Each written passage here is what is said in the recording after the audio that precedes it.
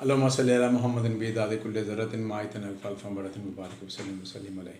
अस्सलाम वालेकुम व्यूअर्स, मेरा नाम है डॉक्टर ग़ुलाम मुस्तफ़ा और आज हम डिस्कस कर रहे हैं मैदे के मसाइल, stomach problems, gastric problems.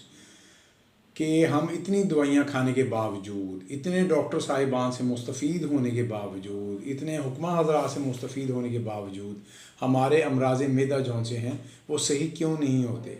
Burping, डकार आना, बर्निंग सेंसेशंस के जनाब जलन हो रही है, या पेन एपिगैस्ट्रियम के सीने की दर्द नहीं जा रही जैसे मसाइल, और खाना खाने के फ़ौरन बाद या कुछ घंटों के बाद जनाब अली शदीद पेन से लेके जलन जैसे मसाइल रोज़मर्रा में फ़ेस करने पड़ते हैं। तो ये सारे जितने भी मसाइल हैं इनके अंदर जो सी दो चीज़ें हैं ना वो बहुत मैंडेटरी और बहुत ज़रूरी हैं जो कि बहुत अहम किरदार अदा करती हैं। जिसमें सबसे पहले है आपका ज़हनी सुकून, कि आप कितना मेंटल वर्क कर रहे हैं, आप ज़हनी तौर पे कितने पुरसुकून हैं या ज़हनी तौर पे कितने परेशान हैं।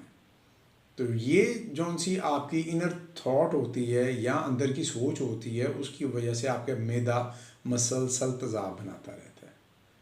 तो जब मसलसल तेज़ाब बनाता रहेगा, जब भी आप टेंशन में हैं, आपका सिंपैथेटिक नर्वस सिस्टम एक्टिवेट हो गया, आपके दिमाग का परेशानी की वजह से मैदे को मसलसल हुक्म मिलता रहेगा कि परेशानी, और वो तेज़ाब बनाता रहेगा।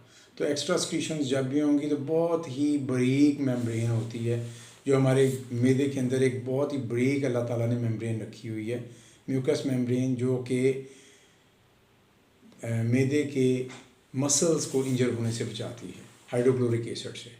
तो जब हाइड्रोक्लोरिक एसिड बहुत ही ज़्यादा जनाब अली स्क्रीट होगा तो वो मेम्ब्रेन रैप्चर हो जाती है और स्ट्रेस रिलेटेड माइक्रो अल्सर्स बन जाते हैं, जिसकी वजह से हम जो भी खाते हैं तो हमें अच्छी तरह हज़म नहीं होता, ये दर्द फेस करनी पड़ती है। नंबर 1। Number 2, liver. जब भी हमारा लीवर फैटी हो जाएगा तो हमारे लिवर ने स्क्रीशंस देनी है, मटेरियल देना है, मवाद देना है मैदे के आखिरी हिस्से में, जिसको छोटी आंत का पहला हिस्सा भी कहते हैं, जिसका नाम है ड्यूडिनम। तो ड्यूडिनम के अंदर ऑलरेडी जो सी स्क्रीशंस आनी है वो पित्ते का पानी आना है। तो जब जिगर के ऊपर ही चर्बी है तो पित्ते का पानी खालिश नहीं बनेगा, क्वालिटी उसकी बेहतरीन विस्कोसिटी के साथ और पीएच उसकी डिस्टर्ब हो चुकी होगी, यानी तेज़ाबी और सासियत में से उसकी असास और तेज़ाब चेंज हो चुका होगा। तो जब तक आपका लिवर हेल्दी नहीं होगा, आपका अच्छा बाइल स्क्रीशंस नहीं बनेगी, बाइल फ्लूइड नहीं बनेगा, अच्छी डाइजेशन नहीं होगी। और third and the last but not least is the duodenum inner जनाब अली मेम्ब्रेन, जिसने सोडा बाय कार्ब जो सा स्क्रीट करना है। तो जब soda bicarb proper healthy तरीके से स्क्रीट नहीं होगा, सफिंक्टर ऑडी होता है जहाँ पे हमारी पैंक्रियाटिक डक्ट और जनाब गॉल ब्लैडर डक्ट, यानी पित्ते का पानी भी वहीं पे आ रहा है और लबलबे का पानी भी वहीं पे आ रहा है, शुगर का हाजमा भी वहीं पे होगा और उसके साथ साथ कोलेस्ट्रॉल का हाजमा भी पित्ते के पानी के साथ वहीं पे होगा। एक छोटा सा अल्लाह ताला ने सुराख रखा है जिसको सफिंक्टर कहते हैं, और वहाँ पे सफिंक्टर ऑडी उसका नाम है, जहाँ पे ये दोनों केमिकल मिलके तमाम खुराक को हज़म करते हैं जो मैदे से तेज़ाब के साथ नीचे उतरती है। अब जब मैदे का तेज़ाब खुराक के साथ नीचे उतरता है, जो आपने गोश्त खाया उसको लो पीएच हाइड्रोक्लोरिक एसिड ने डाइजेस्ट किया स्टोमक के अंदर 3 घंटे 4 घंटे, उसके बाद जब वो फूड पार्टिकल्स आपके ड्यूडिनम की तरफ आएंगे तो आगे सोडा बाय कार्ब स्क्रीट होना है। जब सोडा बाय कार्ब जो है वो नॉर्मल क्वांटिटी में, एडिक्वेट क्वांटिटी में स्क्रीट ही नहीं होगा, देन हाउ इट्स पॉसिबल कि आपको नॉर्मल सेंसेशंस आएँ या एसिडिटी ना हो।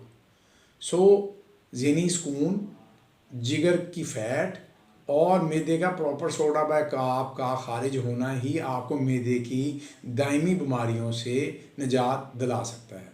तो ये जो आप वक्ती तौर पे पीपीआईज़ लेते हैं, अमिप्राज़ोल वगैरह, लैंसोप्राज़ोल वगैरह, शरबत इस्तेमाल करते हैं, ये तमाम आर्जी चीज़ें हैं।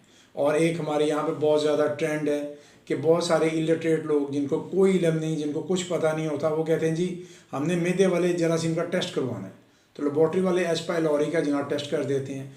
अब एच पाइलोरी हमारी पब्लिक में 70% पॉजिटिव आता है।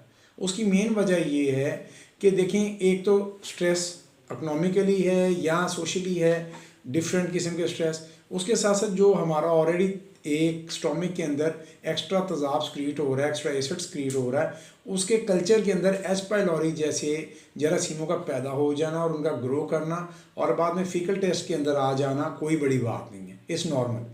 और उसके ऊपर से हम जिस टाइम जनाब वाली एंटीबायोटिक थेरापी भी लेते हैं और उसके अंदर हम क्लेरिथ्रोमाइसिन भी ले रहे हैं, अमोक्सिसिलिन भी ले रहे हैं, पीपीआईज भी ले रहे हैं और फिक्रमंद भी हैं और रात को सो भी नहीं रहे, तो बीमारी कैसे जाएगी।